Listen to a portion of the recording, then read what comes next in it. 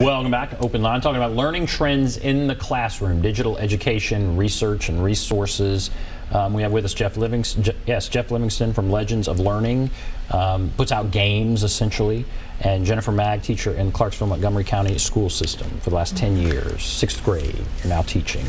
So, all right, you all put out games, right, learning materials that are taken, is mainly science stuff. Right, currently.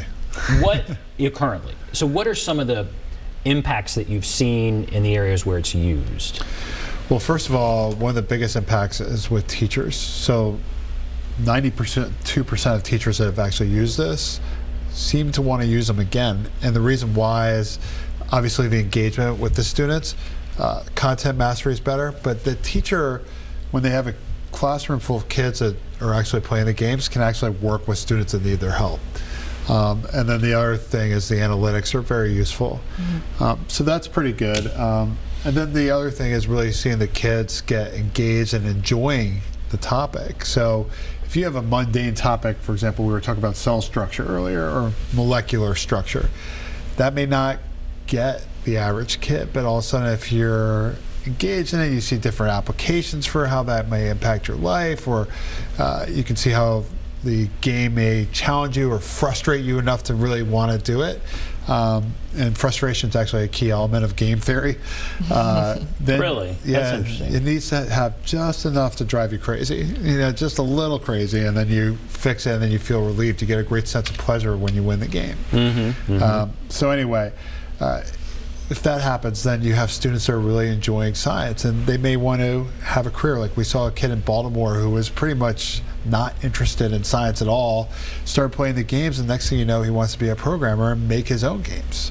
And we thought that was pretty awesome. We actually invited him to our office to do a tour. So. And now, what about, what are you seeing as far as? When I've used the games in my classroom, I see that engagement, I see that excitement, I see the frustration.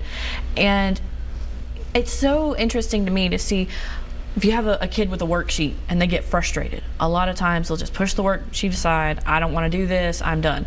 That game, they would be, I'm not leaving this class. I have got to get this game. It's like, no, you've got to go to your next class. No, this game must be beat. So, I mean, they get that frustration, but where they give up with the worksheet, they're not giving up on that game. And that has made a big difference. I mean, I've seen students, I had a girl that she wasn't engaged in the classroom.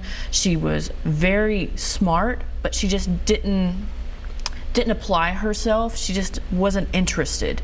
And when we played the games, she was interested and she cared, and she was not letting that game beat her.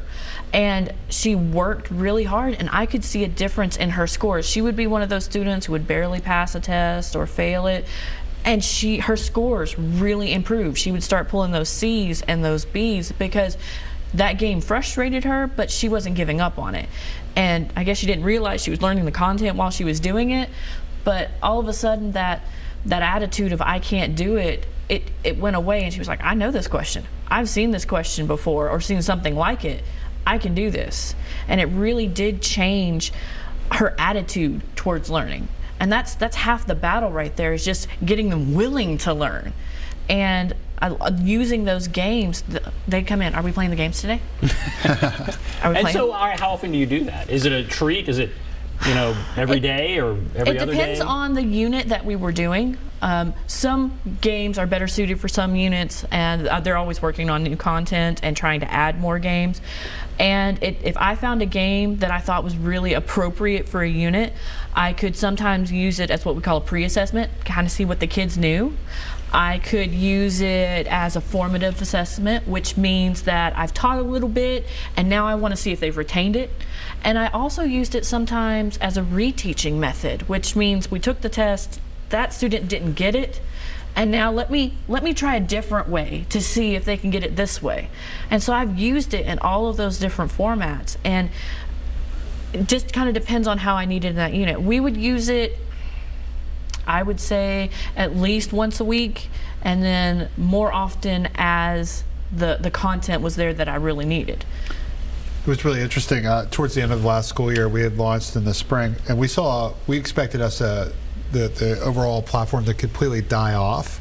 as the school year was ending.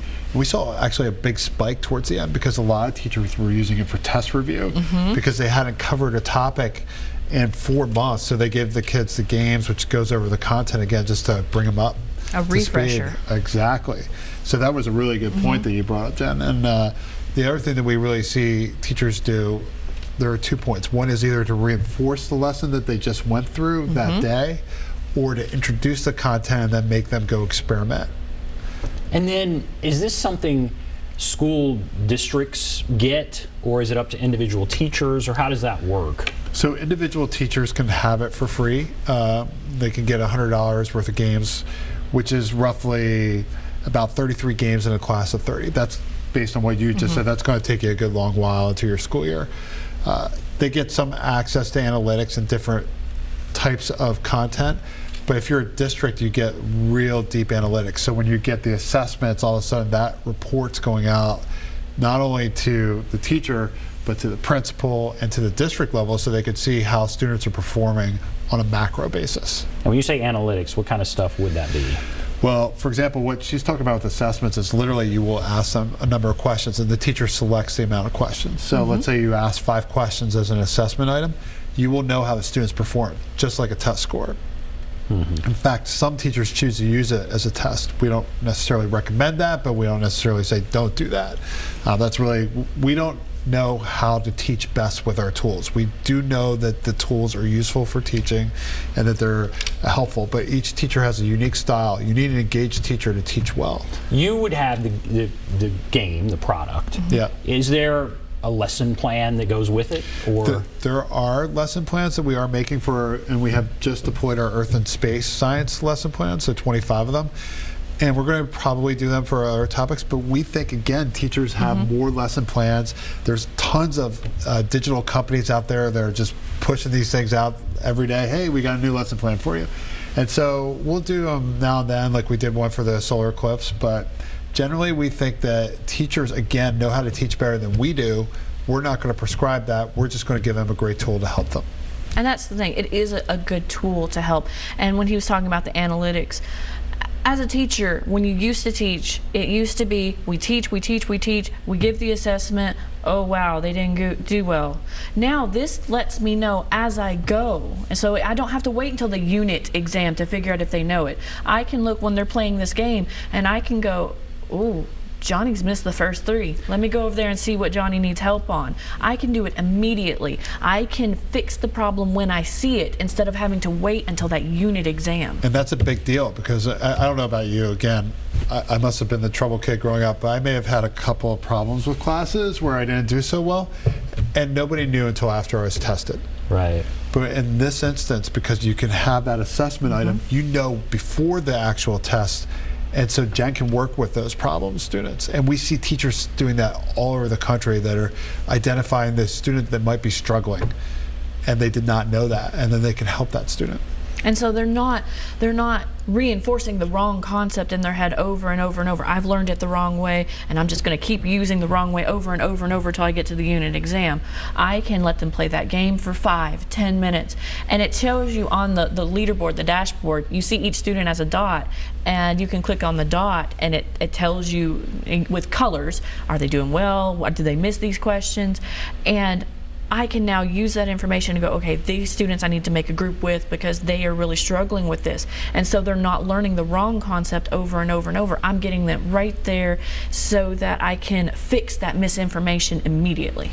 It's fascinating to talk about this ever-changing challenge of just teaching. And this is a new sort of, I guess, level in all of that. It's very interesting. All right, we're going to take a break. We'll come back, wrap everything up, take a break, be back right after this.